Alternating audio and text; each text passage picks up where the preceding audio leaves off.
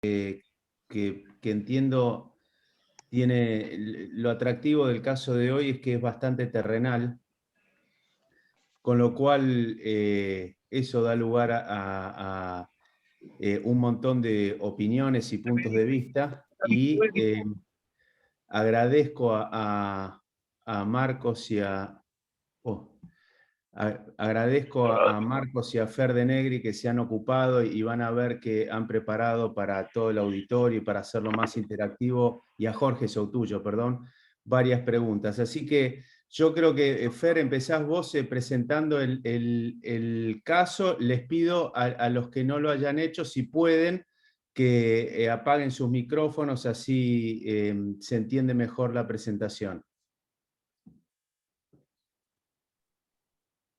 Hola Enrique, buenos días a todos. Marcos, si estás ahí, ¿podés compartir, por favor? Sí, ya voy. Gracias.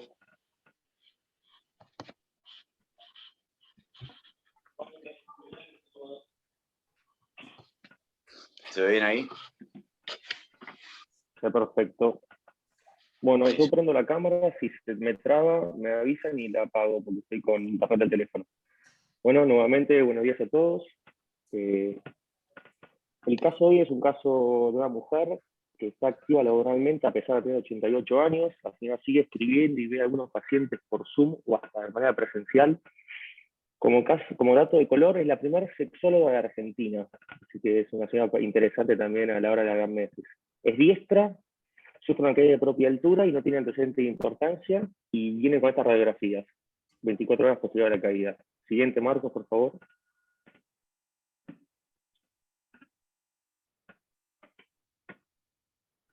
No sé, Enrique, si querés un paso para atrás, por favor. Marcos. Tiene esta radiografía de frente y perfil, donde se evidencia una solución de continuidad a nivel del capitellum, tanto en el frente con cierta rotación y en el perfil con una detención a la flexión. Generalmente ante fracturas periarticulares o articulares solicitamos tomografías, que son las imágenes que siguen. Donde en las imágenes de arriba, en el plano sagital, se ve como hay se va el capitellum hacia flexión y a superior. Y en los planos coronales también, más que nada, la idea era mostrar en dónde estaba ese capitellum desplazado. No informa mucho más, no hay otras lesiones asociadas. Bien. Siguiente, Marcos, por favor. Espera, sí, claro. Perfecto, eso. No, Vamos está la 3D que no sé si aporta mucho más. Bueno, sí, desde mi juicio aporta. Antes de pasar a alguna pregunta que sé que tenemos, me gustaría saber sobre todo cuáles son los puntos que uno o que cada uno destaca a la hora de encarar este problema para la toma de decisiones. Yo no sé, Camilo, Raiden, si estás ahí, si nos querés compartir, si vos tenés un caso así, ¿qué es lo que más te preocupa en general para la toma de decisiones y cómo lo enfocás? Hola, Enrique, ¿cómo andás? En casos así que hemos tenido, igual que comentaba Fer, sí, pedimos la topografía para ver bien cuál es el compromiso real de la fractura, si hay compromiso también al menos parcial, de la tróclea. En este caso parece que no. Pareciera que no hay acá, ¿no, Pareciera Camilo? que no, en este caso es solamente el capitellum y que tiene ese desplazamiento hacia arriba. Por suerte, parece un fragmento bastante sintetizable, no es un fragmento súper subcondral. Y si bien, bueno, es una paciente de 88 años que uno supone va a tener una calidad ósea bastante pobre, yo creo que el fragmento ese es sintetizable. También lo que se ve en uno de los cortes tomográficos, parece haber una mínima rotación del cúbito sobre la tróclea, no parece completamente congruente. Ajá. Y Camilo, dijiste dos cosas que son importantes. Pareciera ser que el fragmento involucra solamente el capitellum, y hablaste de la edad y la calidad ósea. desde el punto de vista de la personalidad de la fractura, estoy hablando de la lesión ósea, ¿hay algo que te interese, hay algún otro aspecto que te interese, además de si toma o no la tróclea a la hora de tomar decisiones? Estoy hablando, francamente estoy hablando del compromiso que tenga la pared posterior de ese capitellum. Es de interés para tu toma de decisiones, ¿no? Sí, si tiene compromiso o no la pared posterior, me va a condicionar, creo yo, por dónde colocar una osteosíntesis, por dónde, qué disposición darle a los tornillos. Bien, perfecto. Gracias, Camilo. Estoy buscando acá alguna otra. Vamos con Jorge, ¿tenemos ya preguntas ahora? Porque Primero hay un pequeño resumen de nuevo para los que entraron recién, si se lo vieron. Perfecto. Siguiente, Marcos. Dale. Nada, es para repasar, porque a veces pasa que alguno llega al final. Mujer activa, 88 años, diestra, con aquella propia altura, con estas radiografías y las imágenes tomográficas que veíamos recién. La primera pregunta o encuesta que queremos presentar es la siguiente: si la tratarían de forma quirúrgica, sí o no. Es rápida. ¿Podemos poner la pregunta para ver la votación? Está en línea ya. Ya hay 11 personas que votaron. Bien, 17 perfecto. votaron ya. Bien, y yo no lo veo, Jorge, pero ¿por qué no nos compartís? A ver, demos unos segundos más de los que votaron, ¿cuál es el enfoque? Hasta ahora 18 personas, todas votaron que sí operarían a esta paciente. Bien, evidentemente se Pasamos trata de un grupo de cirujanos, muy bien. Sí. ¿Pasamos a la siguiente, Jorge? Sí, por favor. Bien. Bueno, ahí, no sé si se ven los resultados ahí. Bueno, esta es una pregunta interesante y que probablemente dé lugar a que algunos nos compartan su opinión y su experiencia. Entonces, ¿cuál sería el plan? Uno, resecar el capitellum, probablemente basándose en los 88 años de la señora. 2, osteosíntesis con clavijas roscadas. 3, osteosíntesis con tornillos. 4, placa posterolateral más tornillos. Y 5, alguna otra opción. Si quieren votar.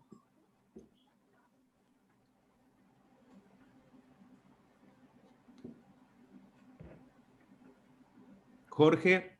Estamos en 13, 15 personas de 21 y siguen votando. Se están tomando su tiempo en esto. ¿Y el boca a boca cómo viene? Y viene 3 personas harían resección del capitellum. Las clavijas roscadas por ahora no la utiliza nadie. La osteosíntesis con tornillo pica en punta con 72%. Placa posterolateral con tornillos. Una sola persona haría ese procedimiento. Bien, yo quisiera, para evitar el azar, alguno de los que es interesante esto, alguno de los que haría la resección del capitellum, si nos comparte por qué y qué experiencia tiene. Seguramente esto nace de alguien que probablemente ya haya tenido alguna experiencia previa y no le haya ido tan mal, o algún aventurero que crea que le va a ir bien con esto. ¿Alguno de los 3 que votó la resección? ¿Ninguno? Enrique, buen día. Yo no voté porque no puedo, porque estoy grabando. Pero yo es una opción a considerar. Con 88, si no tiene lesión medial, o sea, de colateral medial y la articulación húmero-cubital está 100% congruente, lo tendría en cuenta de hacer de exéresis de capitellum. No es una cuestión basada en bibliografía porque no he leído mucho, pero imagino que se comporta como una resección de la cúpula radial. Te hago 2 preguntas, Santi, con eso. Camilo habló de que veía cierta rotación del cúbito sobre el húmero. Yo no la vi. ¿Vos ves lo mismo? No la vi, no vi bien las imágenes, así que no la vi. Por eso estoy aclarando siempre y cuando no haya lesión medial, no haya lesión ligamentaria asociada y que esté perfecta la húmero cubital. Si es como dice Camilo, que yo no lo vi tan bien, no lo tomaría en cuenta y haría una osteosíntesis Y en caso de hacerla, creo que le pondré una placa posterior en la columna lateral, bien corta la placa, pero creo que tiene algo de compromiso de pared posterior y en ese caso la fijación con tornillos tal vez sea insuficiente porque no tenés dónde tomarlos. Pero entonces, Santi, de lo que vos decís, me parece entender que tu primera opción sería reducción de osteosíntesis y si no la podés hacer, hacer la resección o irías directamente a resecar, porque son, digamos, son dos escenarios diferentes. Vas a El perder abordaje sería el mismo. 40 minutos de existencia y un abordaje. Si vos 88 pensás, baja, te digo lo que haría, 88 baja demanda, abordaje lateral, veo el capitelum, que lo voy a agarrar con la mano izquierda o con una espatulita para bajarlo, evalúo estabilidad, si está perfecto se lo saco, y si tengo alguna duda en la estabilidad le hago la osteosíntesis con una placa de atrás y los tornillos que vayan hacia adelante y lo tomen. bien, perfecto. ¿Alguno más que haya dicho que resecaría el capitelum que quiera opinar antes de pasar a la resección y osteosíntesis, perdón, reducción y osteosíntesis? Enrique, un pequeño comentario, ¿puede ser? Sí, claro. No, que es importante, y ahí se ve muy bien se ve algo ahí en la tridimensional, es que tiene una impacción de la tróclea. O sea, la húmero cubital está bien, pero la tróclea, y se ve también en la TAC de costado, si ustedes ven ahí, la tróclea está impactada hacia anterior. Si ustedes ven la fosa coronoidea, no se ve. Es decir, que además del capitelum que ustedes ven ahí, además del capitelum, la tróclea está impactada y flexionada hacia anterior, con lo cual hay un compromiso completo de la paleta humeral. Es lo que me impresiona, ¿no? Y entonces, sí, o sea que Juanca, vos decís que ves otro, una fractura del capitelum más la tróclea. Que están es conectados. la sensación que me da. Bien. Es una Sí, me Duberley parece 3, que sí, digamos. el capitelum está más desplazado, ¿no?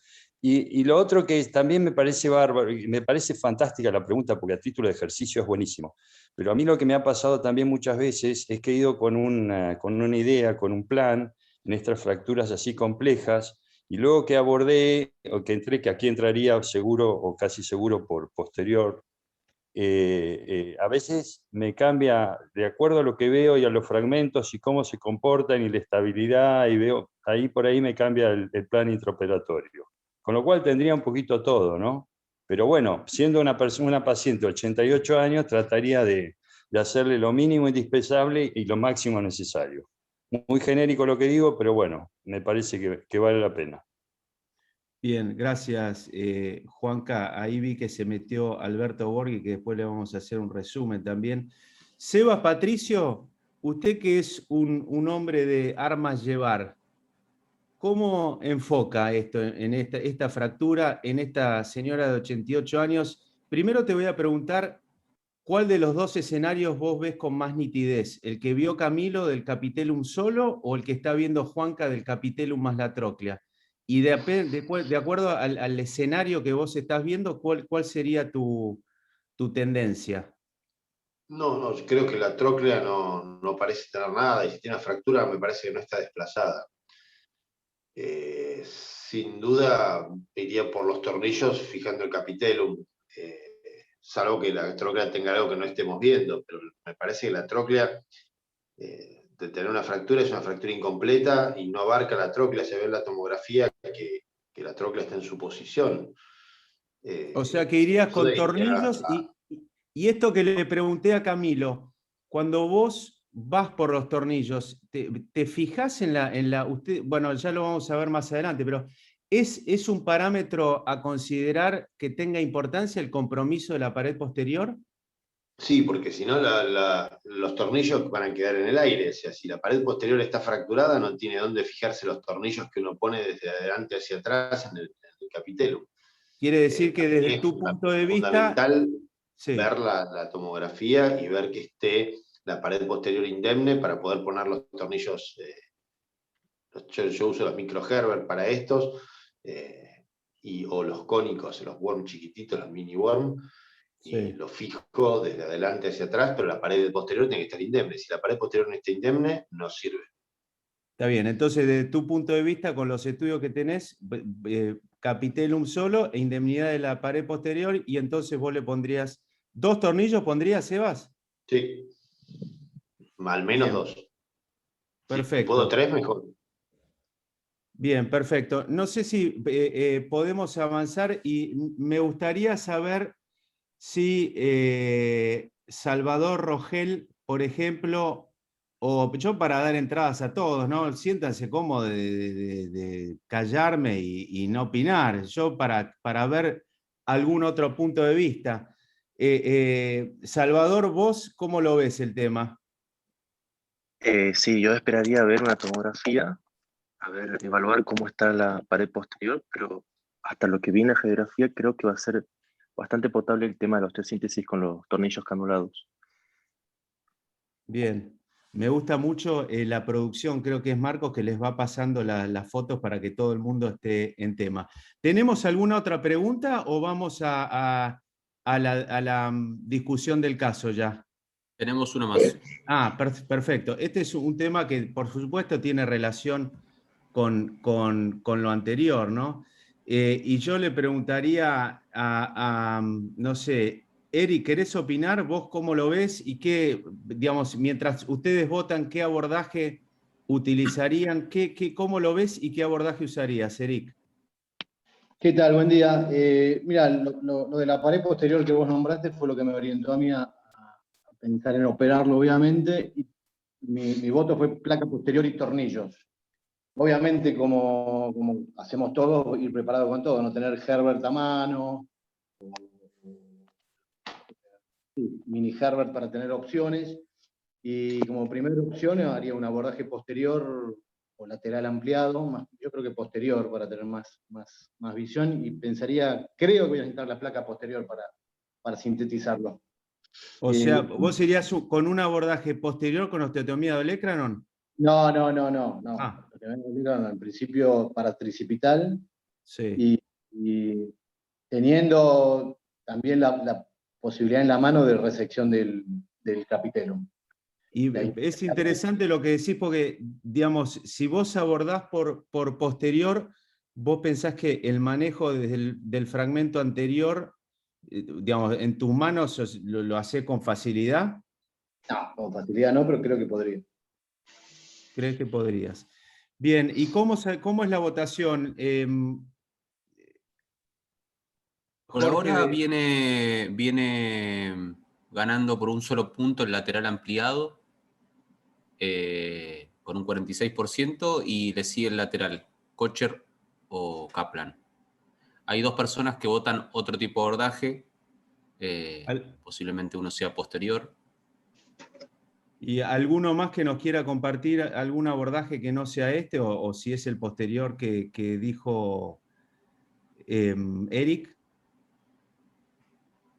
Ahí está el doctor Seidenberg, Ezequiel, que levanta la mano. ¿Ese? No, Enrique, lo que me parece importante en este caso, no sé si alguno comparte la experiencia, pero a mí me ha pasado de fijar estas lesiones. Yo creo que el escenario de una paciente de 88 años es mejor, porque la realidad es que me permite un plan B que es muy sencillo, que es resecarle la cúpula y no es nada terrible, y está demostrado que tiene aval. Primero, creo que me preocuparía más en un paciente más joven. 88 me preocupa un poco menos. Pero lo que sí me parece importante es el tema de no sé, recién, por ejemplo, Seba mencionaba los tornillos de los microherber y demás. A mí me ha pasado en varias oportunidades de usar tornillos chicos cuando tengo capitelum chicos, y que pones 2 tornillos o 3 incluso de tornillos de pequeño diámetro y queda muy inestable pese a los tornillos. Con lo cual, no me ha pasado tanto con tornillos más grandes, que son más riesgosos. Me refiero a los de tornillos de 3,0 o un canulado de 3,5, que a veces te ponen más en riesgo fracturar el fragmento, pero es más que nada para respecto a la elección del tornillo, porque a veces uno hace un montaje que de golpe radiográficamente pone 2, 3 tornillos con tornillos chicos, finos, y después uno lo mueve y sabe que esa es una estabilidad bastante precaria, ¿no? Y de vuelta, eso me ha pasado a mí, no sé si le ha pasado a otro. Ese pregunta, vos tocaste un tema que es, desde mi punto de vista, interesante. Vos dijiste que tenés un plan B y que lo podés resecar. El plan A, que según dijiste sería la reducción y osteosíntesis, entonces, tiene que ver con una cuestión cercana al ego del cirujano y ver cuánto poder reconstruir, porque por lo que vos decís, y si está probado que tiene buen resultado, ¿por qué no hacer directamente la resección? Totalmente. ¿Vos pensás que el paciente se beneficia de la reducción y osteosíntesis versus la resección? Mira, yo creo que si estuviéramos discutiendo una cúpula, lo que estás preguntando te lo podría contestar con algo de evidencia tanto clínica como científica, ¿no? O sea, empírica mía como de lo que hay en la literatura. El capitellum, como no es así, la verdad es que lo que hay es evidencia muy vieja. Te voy a contar solamente lo que a mí hace poco me pasó un paciente que tuvo un capitellum que fue totalmente irreconstruible y la realidad es que los resultados me sorprendieron para bien. Me sorprendieron para bien y me encontré con eso y revisando la literatura existe como opción y es válida. Ahora, lo que pasa es que la realidad es que, ¿por qué no lo haría de primera instancia? Quizás porque, a ver, hoy en día en los últimos 20 años ya nadie escribe, nadie la toma como alternativa válida, gente con mucha experiencia, incluso en pacientes añosos cuando no pueden hacer osteosíntesis, incluso empiezan opciones más agresivas. Con lo cual, yo no digo que no, simplemente es por un poco de falta de sustento de la literatura, pero la lógica tiene, porque no deja de ser un poco lo que dijo Santi al principio, ¿no? Si la columna lateral se desestabiliza sacando la cúpula radial, sacando el capitellum con un ligamento lateral indemne, mecánicamente no se comportaría muy distinto, con lo cual me parece que tiene mucha lógica eso. Pero, bien, de vuelta, responder a tu pregunta puntual, porque no tengo sustento como para poder hacerlo. Y si lo tuviera que hacer, lo haría con menos culpa que en alguien joven. excelente, doctor, siempre tan puntual. Antes de pasar, Alberto, ¿querés opinar? Te mostramos ahí un slide, porque seguramente tu opinión sea interesante y me estoy reservando algunas opiniones para lo que sé que viene del caso. Pero en una mujer de 88 años con esta fractura, ¿cuál sería tu enfoque?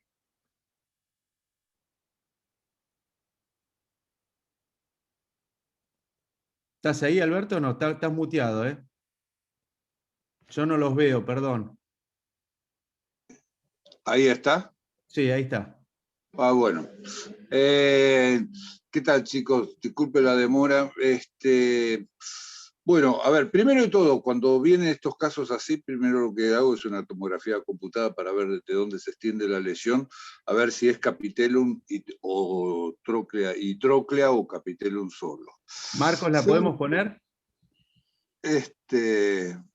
Yo lo tengo bastante arreglado esto, porque tengo varias de estas. Esto es capitellum solo. Yo he tenido unos excelentes resultados con la resección simple del capitellum. Más, he tenido la enfermedad de Panner, que es la osteonecrosis del capitellum, y en vez de hacer la cupulectomía, como está indicado, hice la resección del capitellum y a mí me ha dado bastantes satisfacciones. Segundo, siempre le digo lo mismo, chicos, no hay que curar radiografías, hay que curar personas. Personas de 88 años, hacerle una osteosíntesis de capitellum, como bien dijo Ezequiel recién, mini tornillos, mini Gerber, pero ni locos, se les van a salir, a lo sumo unos Gerber grandes y divergentes para que queden bien agarrados. La consolidación en una persona de 88 años es mucho más complicado. A los 88 años, cuando le pones un yeso, te deja rigideces. El capitellum y a mover enseguida, como si hicieras una cupulectomía, abordaje lateral y a otra cosa. Si tuviera la tróclea, yo no dudaría en hacer un abordaje posterior con osteotomía del olecrano. Más, la osteotomía la haría con el vértice de la osteotomía, en vez de ser hacia proximal, la haría hacia distal, para tener una exposición muy amplia de todo lo que es tróclea. Ese abordaje posterior me va a permitir a mí una muy buena reducción, y ahí de nuevo con Gerber, con tornillos de esos. Alberto, muy sí. Interesante. Yo sabía que venía por acá tu enfoque, por eso te quería escuchar y sé lo que viene del caso, pero te pregunto, en tu toma de decisiones, sí. En la mujer de 88 años, el tamaño del fragmento, o sea, acá ya tenemos, es interesante, hay 30 personas conectadas, es interesante ver cómo todos estamos viendo la misma pantalla y algunos estamos viendo fractura de capitellum, otros vemos fracturada la tróclea. En tu toma de decisiones y considerando que esto efectivamente sea, como vos decís, una fractura de capitellum, ¿el tamaño del fragmento es un factor que influye en tu decisión de resecarlo o de tratar de fijarlo? En una mujer de 88 años, no. En un chico, ahí es donde yo haría. Por eso te digo, radiografías no, personas. Es decir, una cosa es un chico y otra cosa es una persona de 88 años. 88 años le sacás el capitellum, es una cirugía simple, rápida, sea chiquito, sea grande, sacáselo a un abordaje lateral y es fácil, rápido y la recuperación es muy rápida. Bien, vos te perdiste el principio y podemos seguir. Sí. Esta persona tiene 88 años, pero tengo que reconocer, yo la conozco y es muy activa y además es la primer sexóloga que tuvo nuestro país, todavía con muchas ganas de vivir experiencias, aparentemente. Así que probablemente Codo no necesite. Pero igual, pero bueno, le haría exactamente lo mismo. Perfecto. Resección del capitellum a esto. Nada Bien. más. ¿Podemos seguir, Fernando? Sí, claro. Ahora, una más, por favor, Marcos. Bueno, decimos primero un abordaje lateral, un abordaje de Kocher entre el cuello y el cubital posterior. Se ve, hay imágenes del fragmento, acá para nuestro entender era bastante grande y factible de una reducción. Colocamos unas clavijas. A Marcos, por favor. Son imágenes intraoperatorias, posterior a la colocación de los tornillos, lo cual quedamos conformes. Bien, espera un segundo ahí. Bueno, Sí. volvé un poquito para atrás, Marcos, porque Aldo, yo no sé cómo brevemente, si hubieses hecho lo mismo o no, y además, ¿qué te parece digamos, lo que ves en la imagen? ¿Es algo con lo cual, si yo te digo que los tornillos aparentemente tomaron, ¿estás conforme? A ver, sigo, la imagen de la tomografía, yo te aclaro, no me deja conforme con la tróclea, pero igual, vamos a... ¿Puedes poner la parte quirúrgica? La foto quirúrgica. Sinceramente creo que estoy de acuerdo con lo que dijo Alberto, de tornillos y lo que dijo Ezequiel sobre los tornillos. Tienen que ser grandes y yo los pondría divergentes. Y no es en el mismo lugar. Si la tróclea está indemne, como parecería, yo le pondría un tornillo a la tróclea y el otro sí a la columna. Pero son bien divergentes. No veo que se pueden aflojar para mí ahí, los dos tornillos juntos. Pero Bien. no lo veo mal. Bien. ¿Podemos pasar la radiografía entonces? Las de mejor calidad son las del IBI y estas son las posoperatorias inmediatas. Perfecto. Yo acá, antes de seguir hablando, me parece interesante, y esto digamos, de alguien que haya estado en la cirugía, respecto de, porque es importante para todo el resto, de si se exploró la tróclea o no y estaba fracturada, y cuál fue la toma que se tuvo de los tornillos. Hola. ¿Alguno de los que estuvo que quiera opinar? Hola. ¿Me escuchan? Sí. Bueno, yo soy el autor de la cirugía. Mi sensación era que en la tomografía tenía compromiso de la tróclea, pero era como, creo que lo mencionó Juan, que era como una impactación, era estable. Y en la cirugía revisándolo con IDE, me dio la misma sensación. Me dio la sensación que no era una tróclea que necesite fijación.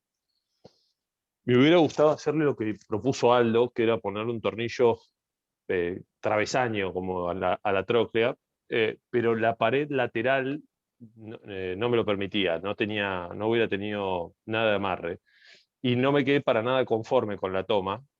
En el IDI parece, por suerte le sacamos fotos y pareciera que está muy bien, pero mi sensación era que la pared posterior no tenía suficiente sujeción para confiar solamente en eso. El Ateneo de Buenos Aires. Ahora...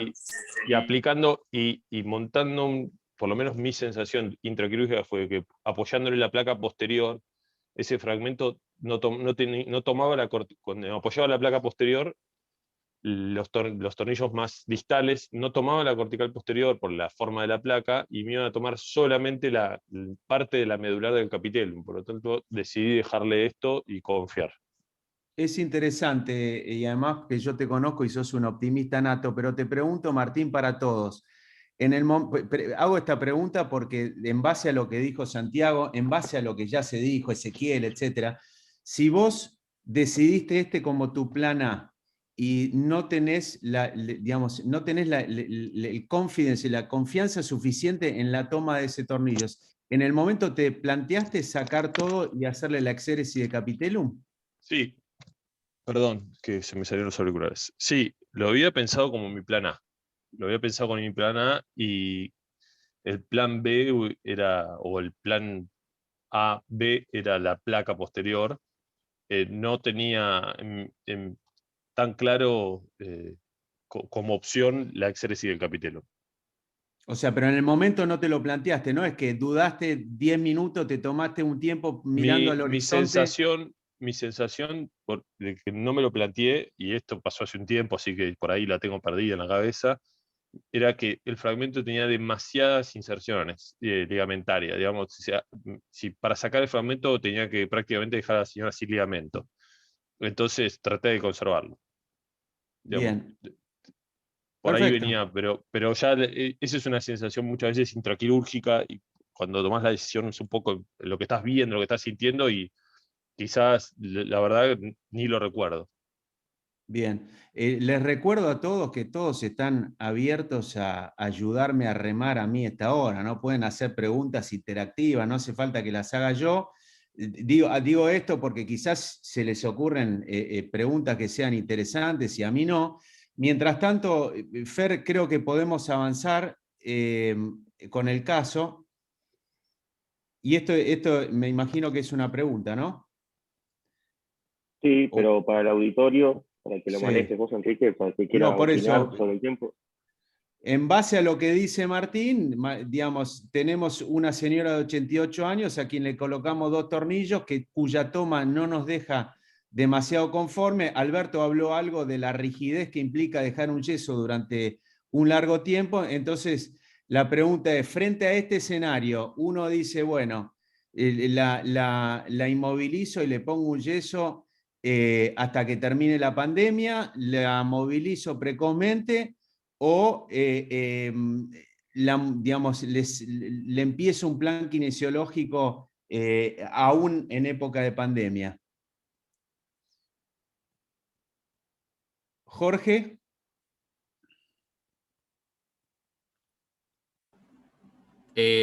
No tenemos preguntas para que voten, sino para que comenten.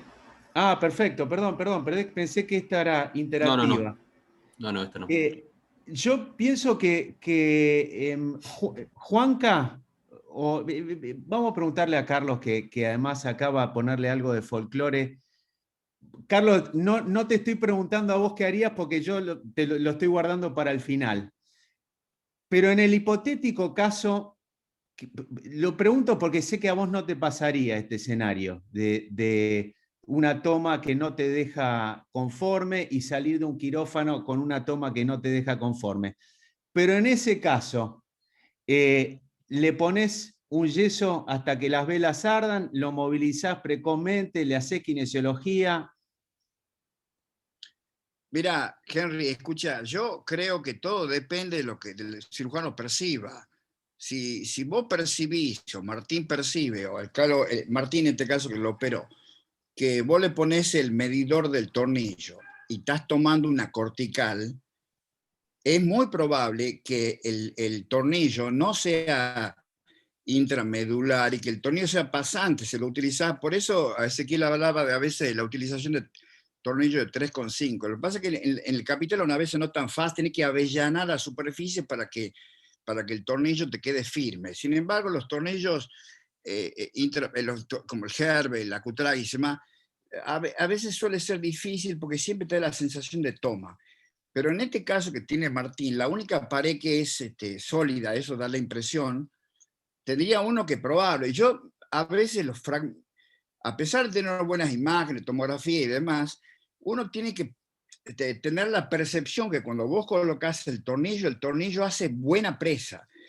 Y yo, así, en forma teórica, sin probarlo, diría que la cara medial de la fosita olecraniana es la que tiene pared real, porque la pared posterior, lo dijo Seba y lo dijeron varios más, si uno coloca un tornillo, digamos, y uno sabe, después intenta mover el fragmento y no te da, o vos te da la sensación, no, tener que prolongar la inmovilización un poco más.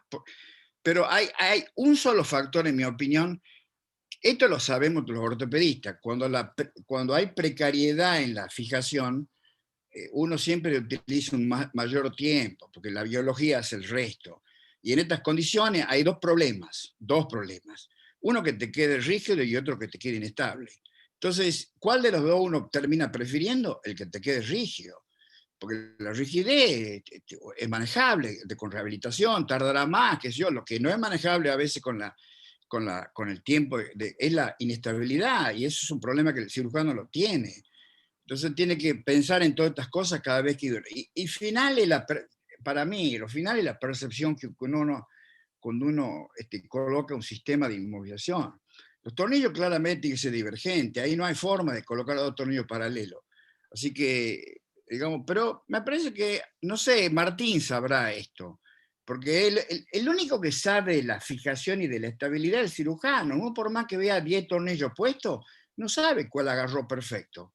Estoy de acuerdo, pero no quería dejar de que destaques este concepto de, digamos, la rigidez obtenida y el tiempo de inmovilización, sobre todo para la gente que esté conectada, que tenga menos experiencia. Pienso que es muy importante siempre hacer el ejercicio de repetirlo y tenerlo claro. Yao, estás levantando la mano. ¿Es por una pregunta? Sí. Sí, quería hacer una pregunta tipo observación, ¿no? Mi pregunta es, el tema es, cuando decimos capitellum, habitualmente, nos referimos a la porción articular. Y a mi experiencia es que vos, los tornillos, para ponerlo de lado a agarrar la tróclea, me es difícil porque el fragmento es chico y vos no puedes poner, digamos, del eje de cóndilo a tróclea, tomarlo, sino que va siempre antero-posterior o posterior-anterior, como le guste a uno, ¿no? En este caso, si tiene fractura la pared posterior, se comporta más como un cóndilo, más que un capitellum. Pero mi pregunta es, digamos, ¿cuántos pudieron poner tornillos así transversales y no antero-posterior? A mí personalmente me cuesta mucho.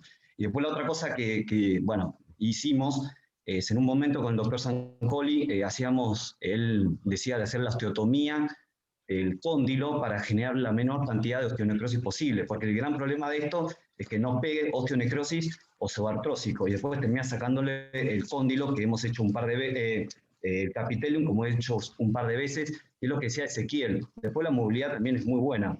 Entonces mi pregunta era si alguien había hecho eso, y después si alguien hace abordaje anterior, también es algo que estuvimos haciendo, ves, digamos, el fragmento de frente, es más fácil poner el tornillo, pero a mí personalmente no me gusta por el nervio radial, pero bueno, a otros cirujanos les gusta. Escuchá, yo te propongo esto porque sé parte de lo que viene. Algunas de las cosas van a estar contestadas en lo que va a presentar Marcos ahora. Después veremos si alguien hace abordaje anterior. Es interesante saber si alguien lo hace. Pero parte de tu pregunta creo que va a estar contestada en lo que viene a continuación. Marcos, si querés pasar, ahora lo que vamos a hacer es como hacemos siempre, una pequeña reseña del tema digamos, que hemos traído hoy, para mostrar cuál es la actualidad del caso y para tomar opiniones finales sobre el caso. Marcos. Bueno, buen día a todos, ¿cómo andan? Como bien dijo Enrique, en cada oportunidad tratamos de hacer una breve reseña de la literatura. Y cuando hablamos de las fracturas del capitellum y o de la tróclea, o también llamadas fracturas en el plano coronal, tenemos que tener en cuenta que son lesiones bastante infrecuentes. Como bien dice en la diapositiva, involucran o representan el 1% de todas las fracturas a nivel del codo y el 6% de las fracturas del húmero distal. Existe una predominancia fundamentalmente femenina que supera en 4 veces a la incidencia o a la aparición en el género masculino, y esto obviamente íntimamente relacionado fundamentalmente con la edad y la osteoporosis posmenopáusica, ya conocida por todos nosotros. Sin embargo, en los últimos años ha habido un aumento de la incidencia en población joven debido a la presencia de traumatismos de alta energía a nivel del codo. Como bien dije, estas lesiones comprometen al capitellum, a la tróclea, o pueden hacerlo con un compromiso simultáneo de ambas estructuras. Todos sabemos que la radiografía básica es suficiente para el diagnóstico de este tipo de lesiones. Sin embargo, esta publicación, que intentó correlacionar los hallazgos intraoperatorios de estas fracturas que fueron diagnosticadas por radiografía simple, han demostrado que tiene una baja sensibilidad, con lo cual esta publicación le otorga una importancia capital a la tomografía preoperatoria para tener una noción más precisa o acertada de la fractura, teniendo en cuenta la posibilidad de diagnosticar la extensión troclear de la fractura y el hecho de también poder observar la cominución posterior. Hay que tener en cuenta que estas fracturas cursan con lesiones asociadas, pueden ser estas lesiones ligamentarias o fracturas asociadas. Se dice que existe un 44% de asociación lesional, siendo la fractura de la cúpula radial en un 37% de los casos la lesión asociada más frecuente. Por supuesto que, como dije recién, existe lesión asociada, y esto puede darse a nivel del complejo ligamentario lateral o del complejo ligamentario medial, y en algunas fracturas más complejas también se pueden producir fracturas del epicóndilo o de la epitróclea. Existen varios sistemas de clasificación. Nosotros utilizamos habitualmente el de Daverly, que es este, que subdivide o subclasifica este tipo de fracturas según el compromiso del capitellum, o el compromiso del capitellum y la tróclea en un mismo fragmento, o las tipo 3, en las cuales existen compromiso de estas estructuras pero en fragmentos separados. Y a su vez esta clasificación la subdivide en A y en B, dependiendo de la presencia o no de la cominución posterior que venimos hablando con la presentación del caso. Con respecto a los abordajes quirúrgicos, esta publicación original de Daverly propone en realidad hacer un abordaje o una incisión en piel posterior, un abordaje posterior universal al codo, y mediante una disección bastante extensa de las partes blandas, poder abordar el codo por una vertiente lateral o por una vertiente medial, según demanda, dependiendo del patrón de fractura que tengamos. Pero, a grosso modo, esta publicación recomienda un abordaje lateral mediante un intervalo de Kocher para aquellas fracturas tipo 1A. En el caso de las fracturas 1B y todas las fracturas tipo 2, habla de la realización de un abordaje de Kocher extendido, que dependiendo de la viabilidad de la reducción a nivel de la tróclea, se puede combinar con un abordaje por la vertiente medial de forma combinada. Sin embargo, dice en esta publicación Daverly que las fracturas de tipo 3 se verían beneficiadas por una osteotomía del olecranon. Sin embargo, y esto es algo que me aportó Ezequiel Seidenberg cuando yo le pregunté justamente por esto que decía esta publicación, de abordar pro posterior. En esta publicación, que es de este año, lo que hacen es comparar este abordaje en el cual se produce una luxación quirúrgica del codo mediante una osteotomía de epicondilia, desinsertando en realidad o rebatiendo el complejo ligamentario lateral en conjunto con la masa extensora. Lo que hacen en esta publicación básicamente es enfrentar estos dos abordajes y demostrar cuál es la exposición de la superficie articular que proporcionaría este abordaje de luxación quirúrgica en comparación con el abordaje de la osteotomía olecraniana. Como pueden ver ahí, está recuadrado en rojo, el abordaje mediante la luxación quirúrgica de codo proporciona una exposición de la superficie articular anterior del 96% aproximadamente, comparado contra un 49% de la osteotomía olecraniana, perdón. Lo que hacen en esta publicación es teñir la superficie articular expuesta con azul de metileno, como se ve en la imagen de la izquierda. Nosotros tuvimos la posibilidad el sábado pasado, más precisamente, de llevar a cabo este abordaje en disección cadavérica, como ustedes pueden ver en la imagen de la izquierda, esto sería, por supuesto que esto en fines de lograr una exposición mayor, hicimos un abordaje bastante más amplio de lo normal. Y como pueden ver a la derecha, en este caso nosotros no hicimos una osteotomía, sino que hicimos una desinserción a nivel epicondilio de la masa extensora y del complejo ligamentario lateral. Y cuando uno imprime un movimiento de varo forzado, puede observar la tróclea como se ve en este caso, y esto nos permitiría un mejor ángulo de ataque para poder fijar aquellas fracturas fundamentalmente tipo 2 y tipo 3. Voy a mostrarles unos videos que grabamos el otro día, espero que puedan verlos. Ahí se puede ver bien cómo, restituyendo la inserción de la masa extensora y del ligamento lateral, en realidad esto lo van a ver mejor en este video, nosotros hicimos una sutura transósea para reinsertar o reanclar el complejo ligamentario lateral en conjunto con la masa extensora, y vemos cómo se puede restituir la estabilidad del codo inmediatamente. Con respecto a la fijación, y para ir concluyendo, por supuesto que estas fracturas pueden fijarse, o la indicación es la fijación mediante tornillos tipo Herbert o Mini Acutrack en sentido antero-posterior. Dependiendo de la complejidad de la fractura, la fijación puede suplementarse utilizándose una placa de sostén, como venimos hablando, fundamentalmente colocada en la columna lateral. Pueden utilizarse clavijas roscadas en algunos escenarios, y también puede solidarizarse la síntesis del macizo articular a la columna lateral mediante un tornillo de mini fragmento. Y en el escenario hipotético, en la presencia de conminución de la cortical posterior, lo recomendado por la literatura es colocar una placa de sostén a nivel posterolateral y, dependiendo de la demanda o el compromiso óseo, la colocación de injerto.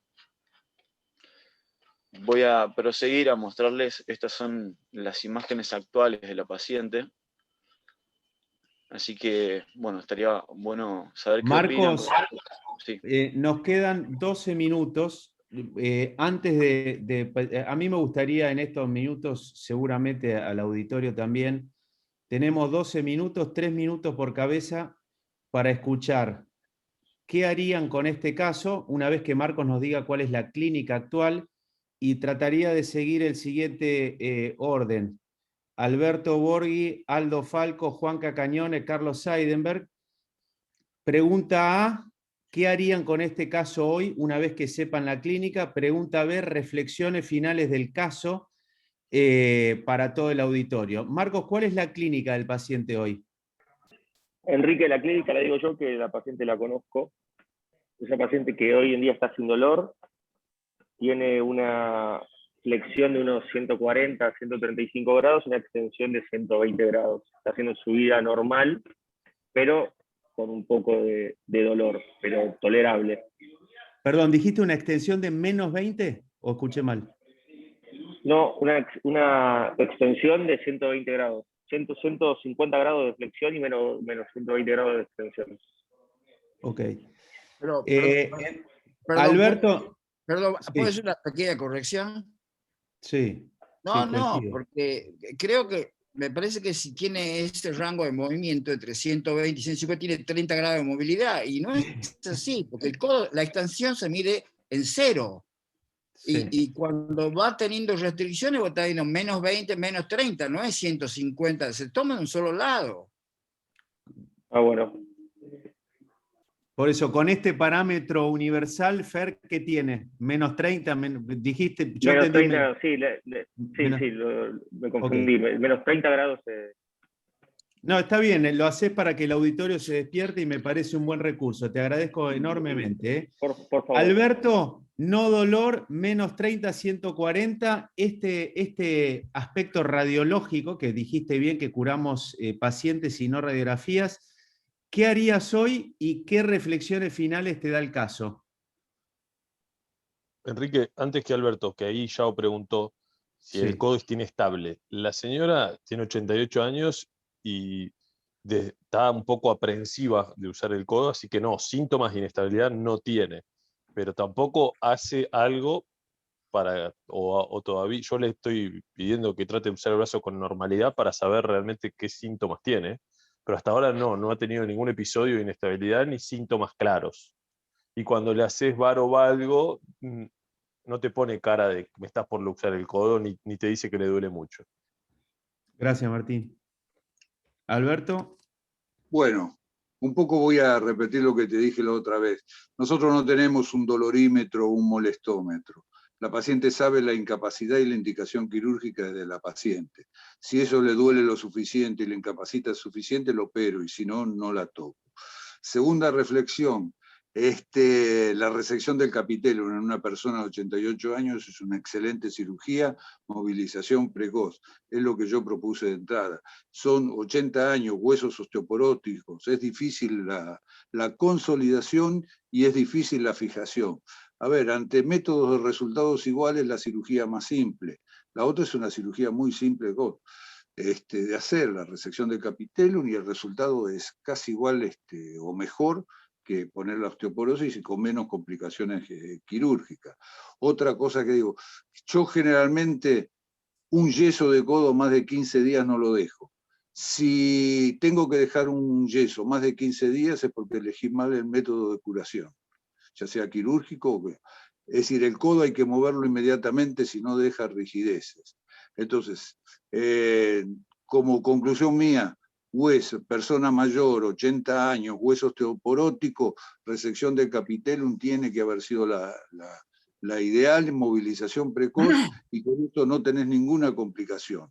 Y otra cosa que yo preguntaría, a ver, al cirujano si peludeó mucho con la cirugía con ese abordaje. Yo no estoy de acuerdo de ese abordaje lateral, te complica mucho. Pero bueno, eso. Gracias, Alberto. Aldo, ¿qué harías y reflexiones finales?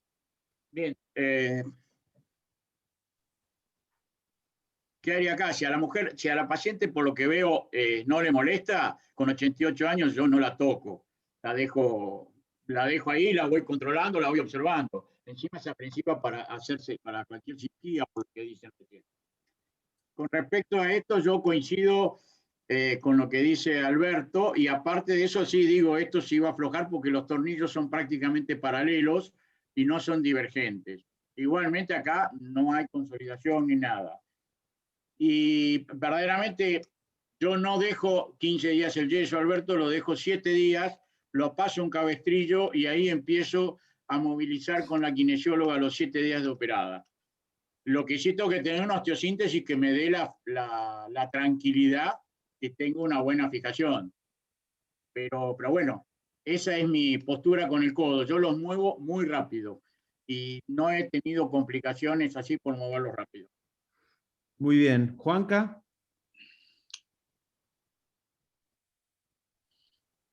Ahí estoy. No le haría nada. Que con esa sintomatología no le haría nada. ¿Es la mamá de Andy Kuznikov? No. Esa es la segunda sexóloga. Porque fue una de las primeras sexólogas. Sí. Esa es la segunda, ¿no? Sí. No, sí. Bien. Porque también es. No le haría nada en este momento y la vigilaría y vería qué es lo que me dice, y si tiene sintomatología, bueno, veríamos, como dice Carlos. Pero como reflexión, lo que sí insisto un poco en que es importantísimo entender el genio de la fractura y ver bien qué tipo de fractura. Y mirando un poquito ahora ahí, fíjense que la carilla de la tróclea está mirando un poquito hacia el radio. Y había una impacción de esa tróclea, y en ese coincido totalmente con lo que dijo Santi. En ese escenario, sacarla, al tener desviado un poco la tróclea, sacar la eminencia capitata es peligroso, porque te queda un hombro totalmente inestable. Por eso es importante lo que dijo Santi, de que teniendo bien el macizo troclear, ahí sí hacer la indicación de la resección de la eminencia. Pero espera, entonces bueno, antes que sigas, escucha, antes que sigas. Sí. Supongamos que, digamos, que evidentemente estamos viendo que algo con la tróquea pasó, Y en el perfil también se ve, ¿sabés? Sí, fue pertinente el comentario de Santi. Habiendo visto esto o habiendo percibido esto, ¿qué hubieses hecho? No, yo lo dije, te dije de entrada. Sí. Yo había dado por posterior porque yo veía ahí algo en la tróclea. Sí. Y bueno, y voy con todo el arsenal, que también lo dije. O sea, voy con un plan primario, pero después voy con todo el arsenal. Y de acuerdo a lo que me encuentro, termino fijando. Por supuesto que ahora es fácil, ¿no? Pero es lo que te había dicho de entrada. Sí, sí, perfecto. Bien. Y Carlos. Tengo 45 minutos para hablar. Mirá que, cuidado porque te van a cortar, cuidado. Mirá que te quedan 4 minutos. Viste que hoy estoy filoso además con los tiempos, así que escucha, tenés 5 minutos plenos. Muy bien. No, primero que nada quiero decir antes de todo con respecto a esto, que yo la evaluación de estos fragmentos así con un capitelo, lo primero que hago es, además de tener un par de planes para hacer, que van de, como dijo Alberto, perfectamente de la resección, porque ya me ha pasado este tipo de escenario a mí y he visto otros casos también, entonces sacando el capitellum te evitas problemas y en general a las personas añosas no tienen demasiado problema. Y también, como dijo Alberto, es verdad, en personas jóvenes, también lo dijo Ezequiel, personas jóvenes, es otra conversación. Ahora, en cualquier situación, uno la lleva al quirófano. Primero, el primer minuto que uno utiliza es poner bajo el IDI, intensificación y medir la estabilidad que tiene de una y de otra parte. Porque hay que saber cuánto aporta. Hay pilas de trabajo con respecto al aporte estructural de los huesos y el aporte, digamos, del soporte de los ligamentos. Pero yo quiero saber si me existen ligamentos remanentes o se llevaron todo. Ese tipo de cosas son solucionables por varios caminos. Si uno hace una resección completa, yo lo dejaría inmovilizado 3 semanas, no 15 días y mucho menos 7 días. Porque yo sabría de antemano que eso puede traerme cierta inestabilidad.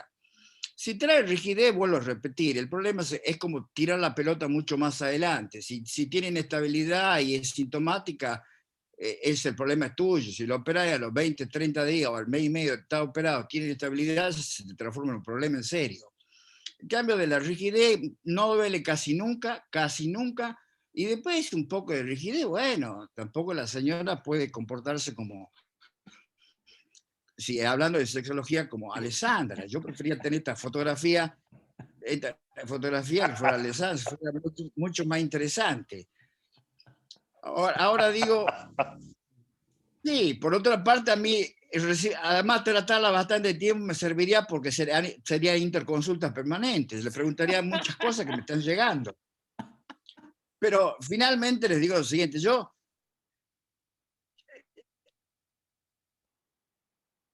he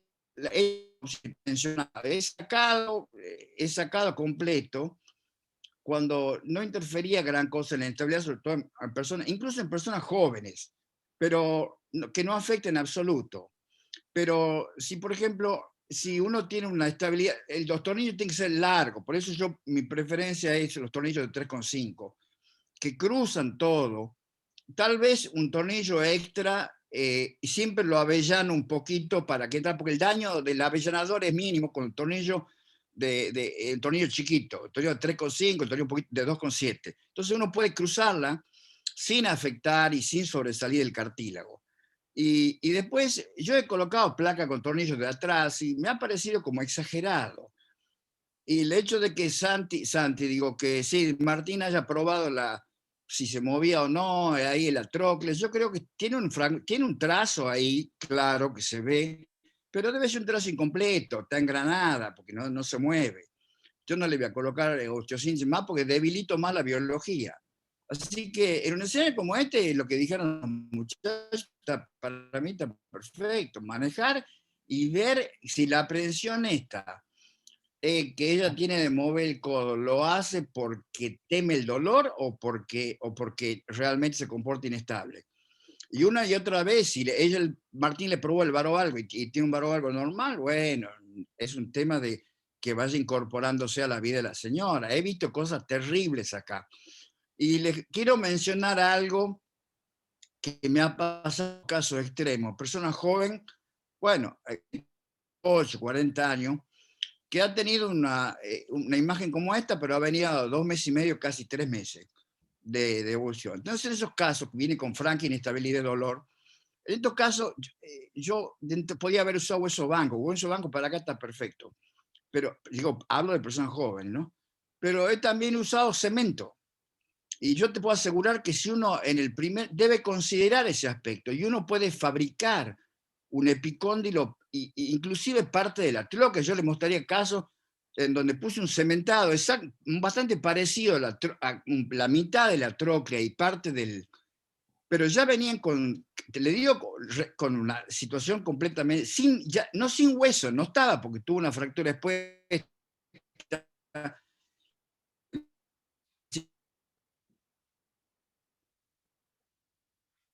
Bueno, creo que Carlos... Lo Carlos, muteaste. Hicieron coitus no. interruptus a Carlos.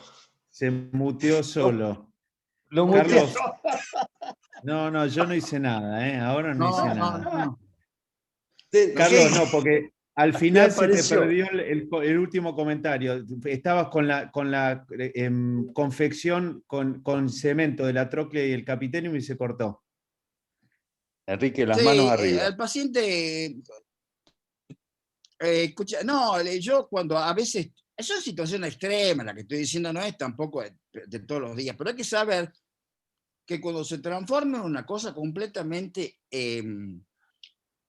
estoy hablando de una persona que le produce, uno lo pruebe y le produce un paro bastante importante, que uno puede reconstruir ese segmento óseo, no solamente con hueso de banco, que es para mí lo mejor, sino con cemento, porque el cemento hace de un espaciador fantástico y ya sabemos que la erosión cartilaginosa que tiene, bueno,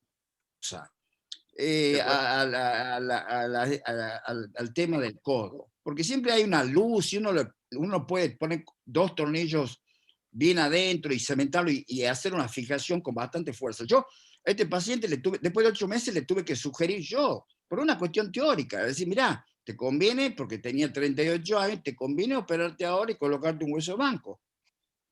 Y el paciente se operó, tenía si la molestia aumentado o no, pero